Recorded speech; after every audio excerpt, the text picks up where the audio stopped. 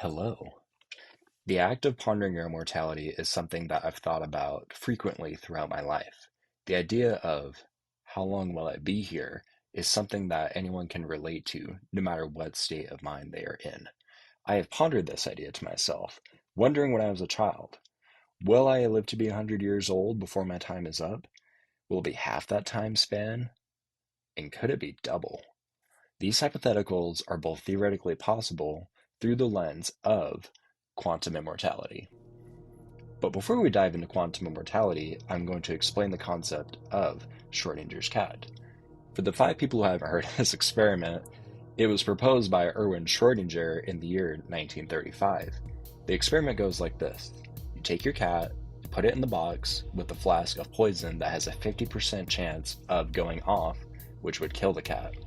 Now, to the observer, they will not know if the cat has been killed or not. And in this moment, the cat occupies the superposition where it is both dead and alive at the same time. Now, connecting that to the many worlds idea proposed by Hugh Everett in the year 1957 in response to Schrodinger's cat, there's 2 timelines created in this experiment, one where the cat lives and one where the cat dies. With this concept in mind, let's loop back around to the scenario I opened this video with, your own mortality. Picture this. You're driving home from work, stopping at the same intersection you stop at every day. You groan at the music playing on the radio. I've heard this song so many times, every single day. Why do they always keep picking the same songs? I'm gonna listen to something else today. You go in to switch the station, wondering what you're getting for dinner tonight. And in the midst of this, you see out of the corner of your eye, the lights turn green.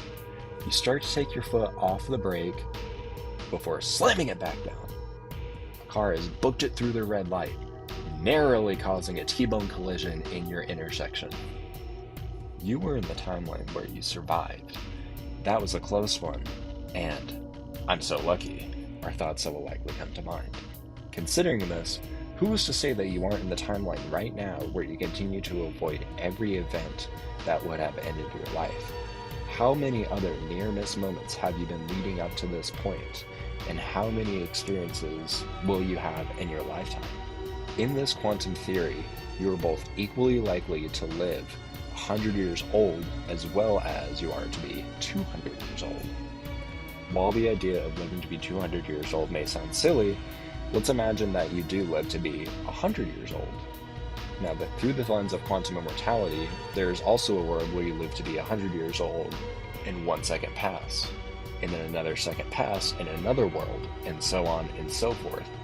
It doesn't matter how ridiculous it sounds, as the quantum necessity mandates that there will always be a world where the individual, you, survive. I would be remiss to explain the idea of quantum immortality without bringing up the inverse, quantum suicide. Quantum suicide dives into reality where you did get struck by that car. These branching realities not only exist simultaneously, but next to one another. These worlds stand inches away from each other, but both exist. While we are focusing on this world, let's take a step over to the third one where you still avoided the car. However, the moment freaked you out so much that you suffer a heart attack, killing you on the spot. While the outcomes amount to the same conclusion, these few seconds make all the difference in these 2 worlds branching out to be their own separate things. Another example of where this can be seen is in moments of Call of the Void. Now, many people have visited high altitudes and entertained the thought of jumping over.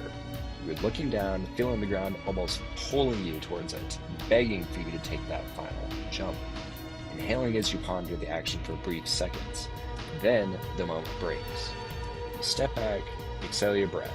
This intrusive thought affects people who desire to end their own life, but also will affect those who do not. Despite how out of character it can be, it is very common.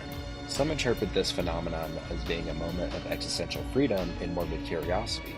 What if I did jump over the edge? I can do it if I wanted to. This is a dark school of thought, but an important look into the human psyche. Now, in my opinion, I believe that the Call of the Void phenomenon exists as a form of self-preservation. It is a reminder that in this moment, you are in control of your own safety and mortality.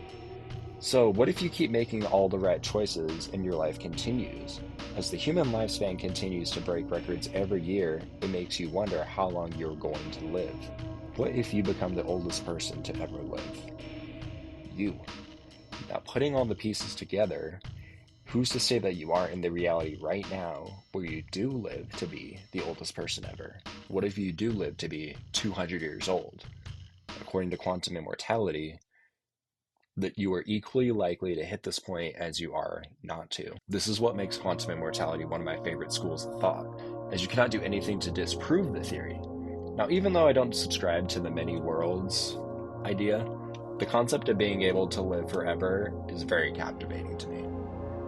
While the theory does imply that there is a never-ending series of existence where I can't make it through something, there is also a never-ending amount where I can. The theory makes one consider their own importance in the world, and can fit into the genre of what Richard Dawkins has coined as mental viruses. While the name can make someone have a negative connotation, I love talking about concepts like this so much, not only because they're very fascinating, but also because of how universal they are for people that can consider them. Specifically, the idea that anyone can think of jumping over the edge like that, no matter how, mentally sound they are, why do we all get that feeling? I think that it's so cool. No, I know it's dark, but it's just such a fascinating concept that we are all wired to think about the possibility of jumping over the edge when we get to that point of looking down. Now, if you enjoyed this video essay and would like to see me cover similar concepts to this, let me know down in the comments below. Now, this is my first time recording a video like this. I've always wanted to, but now I finally have the time to actually do it.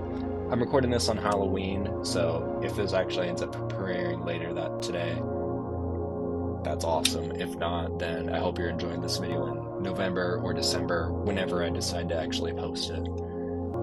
And huge shout out to Richard Dawkins for coining the term mental viruses. See y'all next time.